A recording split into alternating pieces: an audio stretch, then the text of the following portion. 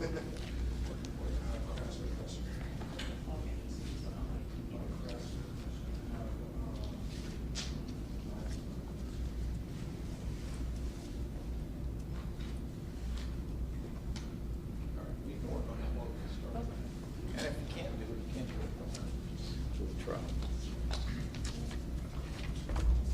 right, is everybody ready?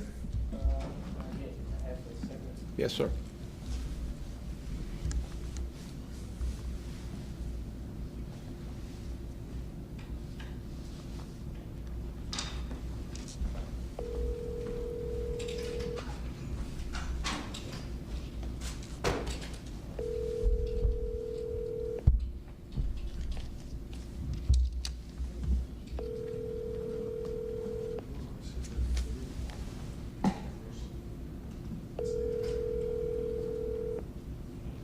Sorry. All right.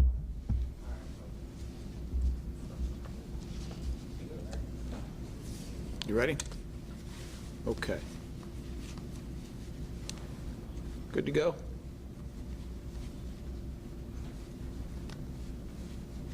Is this mic working? Yeah, it is. Good afternoon, and thank you all for being here.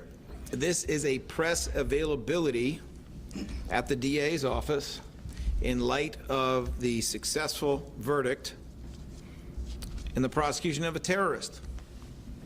The evidence in the case indicated that a Philadelphian, 17 years of age, in our opinion, self-radicalized or was radicalized and wanted to be a bomb maker for terrorists. His desire to be a bomb maker for terrorists resulted in multiple tests of actual bombs, resulted in a search for potential targets for what we believe was a terrorist bombing in the Philadelphia area and within the United States. We will go through those targets. There are many of them. Just one of the exhibits in this case, Commonwealth Exhibit 30, is 4 pages of targets in different categories, and some of them will make your jaws drop. He now stands convicted of most of the charges in the case, including attempted weapons of mass destruction, risking a catastrophe, among other charges. And we find ourselves in a moment when we are getting ready to go to court at 2 o'clock for further litigation about his bail status. Our position, as we articulated in court, is he absolutely needs to be locked up.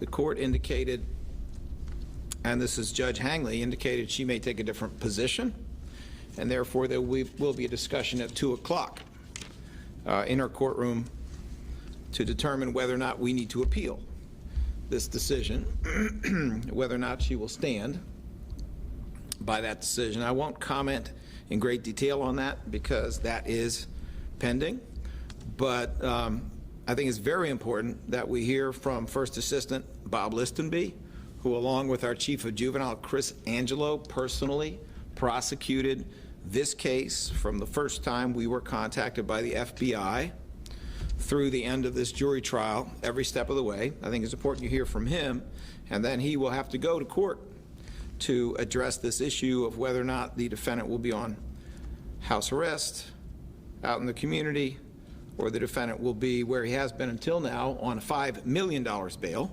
which is in custody. It is my pleasure to bring forward Bob Listenby, who personally prosecuted the case.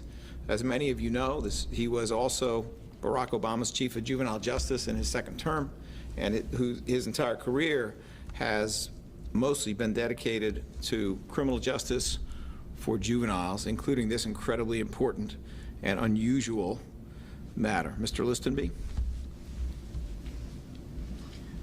Thank you very much, DA Krasner. As the DA indicated, my colleague Chris Angelo and I have been working on this case for quite a while. Today, the jury convicted Mr. Abdul Rahman, the Jr., the son of a very distinguished criminal defense lawyer here in the city and county of Philadelphia, of attempted weapons of mass destruction. These specific types of bombs that he was in the process of creating include TATP, which is one of the most volatile and destructive weapons imaginable, so destructive that the FBI bomb tech, Mike Rubel, who testified as an expert in the trial, indicated that the FBI prohibits any bomb techs or anyone within the FBI from making this particular destructive weapon. This defendant, by his own admission, a statement that was Mirandized, where his father, a defense attorney, was present, indicated that he had attempted to make TATP in his backyard on the sidewalk, that he didn't really get the ingredients right, and maybe for his good fortune that he didn't. He also had present in his room multiple indicators of other attempts to make weapons, and also in a statement he indicated that he had made 12 to 20 attempts to make weapons. He was looking forward to going to Morris Park, where he was planning to make a very big bomb. In his statement, he indicated that that was going to be a pressure cooker bomb. It is our assessment, based upon intelligence and intelligence analyst, Ms. Janelle Gale, who testified at the trial, that he was planning to attack a facility within the Philadelphia area. We had a list of all those facilities. We will provide that list. Among the items on the list are the Valley Forge Military Academy and College. He had a map of that area. He had also looked extensively at the parade that had taken place here in the city and county of Philadelphia. Let me just read to you some of the searches that were surrounding that. This individual had a grievance against homosexuality. He asked the question in one of his searches, what is the punishment for homosexuality in Sharia or Sharia law, which is the Muslim law as I understand it. And he then also indicated in a statement that he felt that the homosexual agenda in the United States was too extensive, along also with some of the conservative agendas of the Proud Boys and others. He indicated all along that he wanted to become a bomber. No question about it. A bomber, and he wanted to work for KTJ, which is an extremist group in Syria, and HTS, also an extremist group in Syria. He was planning all along to go there and never return to the United States. He had acquired a lot of equipment to take with him. He also had acquired his passport, and he's working on plans to be able to go there. As you look at one specific research item, I want to indicate here, what is the punishment for homosexuality in Sharia? Please, seeking notifications of parades and rallies. This was all taken on about the 30th of May, 2023. Notice of all parades, parade trackers, the Gay Pride Parade, trash can bombs in downtown Philadelphia, and also smoke grenades and so forth. It is our view, and also the view of the FBI intelligence analysts, that these are tactical and logistical items and places that he was seeking to possibly target here in the United States. He said he was not planning to target any place in the United States, but every indication that we have is that he was. We provided you a list of United States military facilities and entities, U.S. energy and economic infrastructures. Also, we provided a list of explosive chemicals, drones, and weapons that he had searched for. There were 8,000 searches, so this is a selective list of searches, and also shipping cargo, screening of cargo, shipping of firearms. What shipping company delivers the most illegal materials, shipping illegal items, cargo shipping containers, gun smuggling in the United States. These are obviously the kinds of things that someone who is interested in acting illegally wants to do. Now, obviously, let me be clear. In the United States, if you want to go to Syria and fight as a jihadist, it's not against the law. If you want to go to Ukraine and fight on behalf of the Ukraine army, it's not against the law. It's when you begin to make bombs, especially very dangerous bombs, and explode them in your backyard, you deceive your parents and friends and relatives, and that's what you're going to do, that is illegal, and that needs to be prosecuted, and that's what the jury also believed in finding him guilty of attempted weapons of mass destruction.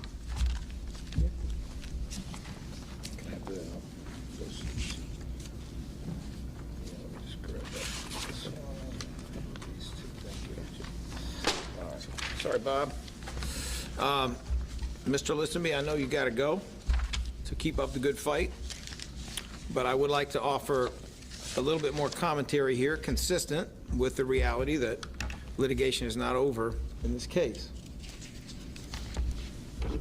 So, page 1 of this 4-page exhibit, these are selected searches that were done by this defendant among about 8,000 searches, and they have been categorized. Page 1 is a category of U.S. military facilities and entities. Let's go to page 2 briefly. These are U.S. energy and economic infrastructure targets. The next set of searches on page 3 is captioned explosives, chemicals, drones, weapons. And on the 4th page, we have shipping, cargo, screening of cargo, shipping of firearms. Finally, on the last page, we have Pennsylvania/New Jersey-specific. Let's just stop here for a minute. The top search is, quote, Philadelphia Gay Parade, unquote. Right next to that, on this exhibit, which was introduced in court, quote, Philadelphia Taurus cans downtown, unquote. I assume that's trash cans downtown. Next one, quote, Parade Tracker, 2023 Philadelphia, unquote. Does anybody remember who used trash cans, mailboxes to carry out a terrorist act in the United States? It's the Boston Marathon. Pressure cooker bombs secreted in locations along the route of that run, mass destruction, murder, mayhem. That is what happened there.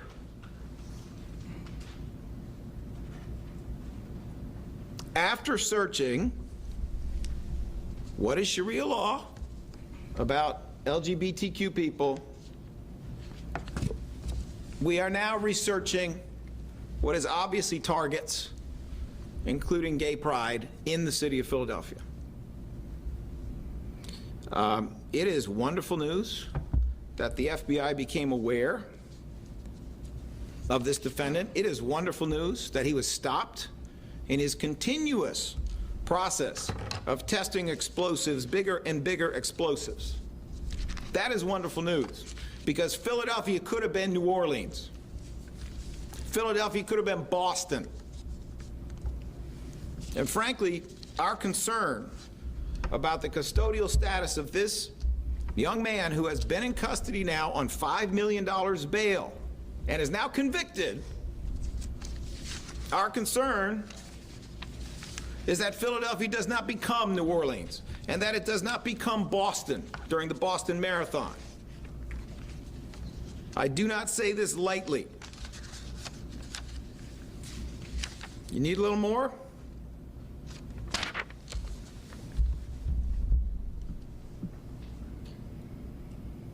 This is how you detonate a bomb.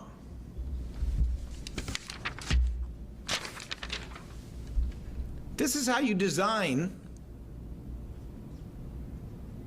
things that blow up. Shall we go on? We're not writing fiction here. We're talking about a young man in a residential neighborhood whose bedroom had an ISIS symbol on the outside of the door, who lived in a house that was full of firearms, and I mean dozens of firearms, and who wanted to become a bomb maker for terrorist groups in Syria. That's what we're talking about. His targets and his research about targets were not confined to just the Philadelphia Gay Parade.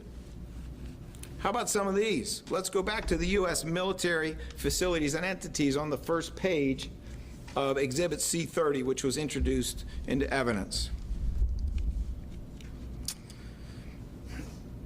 Second line, Air Force Academy. Third line, Valley Forge Military Academy and College map.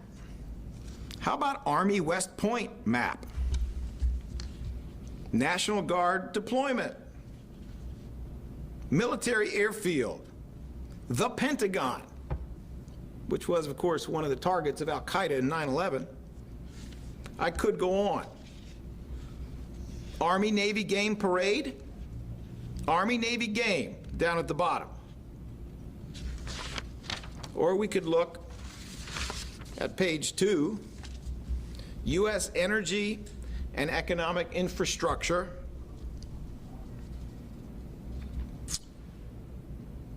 Number 1, most crucial parts of a nuclear power plant. Number 2, what is the heart of America's economy? Number 3, what are the top U.S. exports? Let's go down to where the check mark is. Second check mark. Physical attacks on power grid surge to new peak. This is the kind of research he's doing. What state has the most oil? What state is the hardest to invade? List of largest power stations in the United States. Limerick Generating Station, not far from here. Beaver Valley Nuclear Power Station. Or we can go to page 3. If you go down to the middle there, it says, quote, TATP in fridge, unquote. TATP is something that First Assistant Listenby referenced earlier. It is known among the terrorist community as the, quote, mother of Satan, unquote. Exactly why, I can't tell you, but I can tell you this: it blows up a lot of terrorists when they're trying to make it. The most expert people in the FBI won't mess with it. And that's exactly what he was trying to do in a residential neighborhood in the city of Philadelphia. And yes, it does have to be refrigerated in specific kinds of ways to limit how incredibly dangerous it is.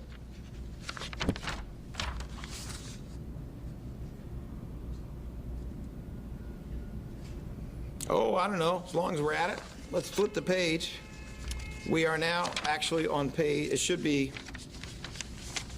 page 4. One before the one you're showing, please. See the check mark? Oh, I think we're on the wrong page. Can we go one more, please? Or one back?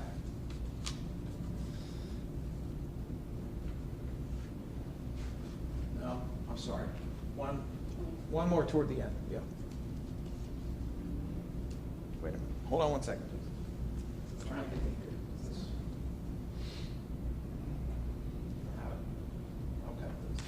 All right, well, let me expedite by just telling you what's on this page. Suicide vest diagram. Suicide vest diagram. PVC pipe bomb.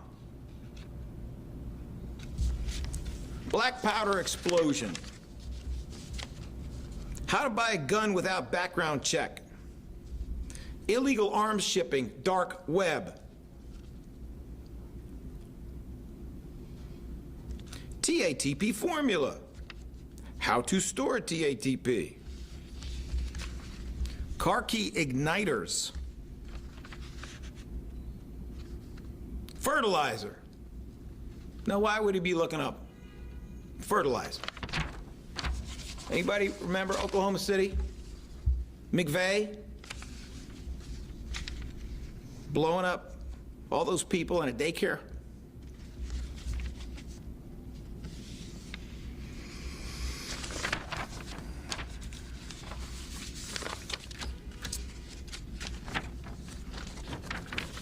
We appreciate the service of the jury. We appreciate their careful consideration of the evidence and their independence. Doesn't matter whether we agree with every single thing they did, not the point. We appreciate the incredibly hard work that was done by the FBI and also done in this office by the Chief of Juvenile, Chris Angelo, and by our first assistant to obtain this conviction. But I hope you get the idea why we're a little concerned about bail.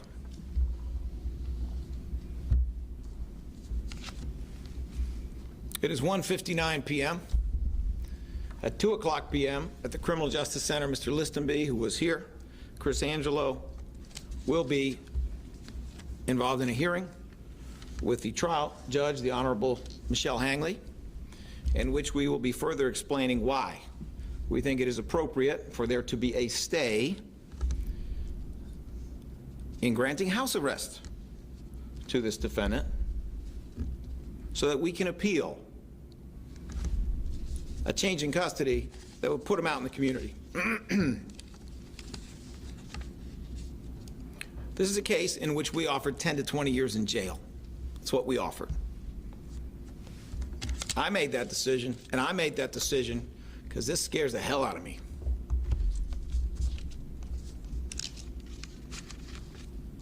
This is not an administration that stands for the idea everybody should be locked up. This is an administration that looks carefully at the individual who is charged with a crime, at the potential that they have for rehabilitation, for reform, for safe conduct out in the community, and for danger. I got to tell you, when I said 10 to 20, it felt a little light. Years I'm talking about.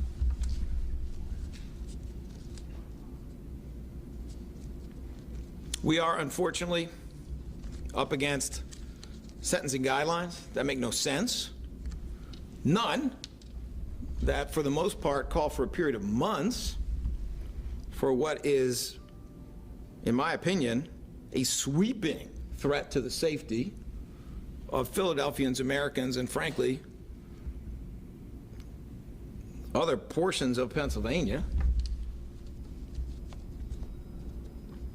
As pleased as we are with the verdict in this case, we look forward to presenting a very detailed sentencing that will be scheduled, most likely during this 2 o'clock hearing. You can expect that will be a lengthy hearing in which we seek to introduce testimony from a wide array of this defendant's potential victims, people who are alive today, in large part because this young man got caught. Maybe that'll be a different way for this young man to see people who participate in the Pride Parade when they testify about their shock, their trauma, their terror at finding out about his activities. Maybe when we put some military people in that courtroom to talk about their endangerment, maybe this young man will get a sense of what it actually means to commit mass murder, which, in my opinion, was the entire purpose of testing all of these bombs, looking into suicide vests, coming up with detonators, and trying to become a Syrian bomb maker for an extremist organization, two of them actually. I will not comment further at this time because the matter is pending. But once again, I want to say that we are grateful to the jury for its service, its verdict, which generally confirms what the FBI and we have been saying from the beginning. And we are hopeful that this young person will not be out on house arrest, will not be out in the community anytime soon.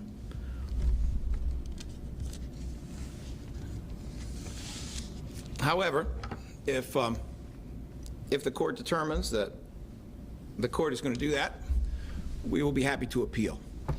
Thank you very much.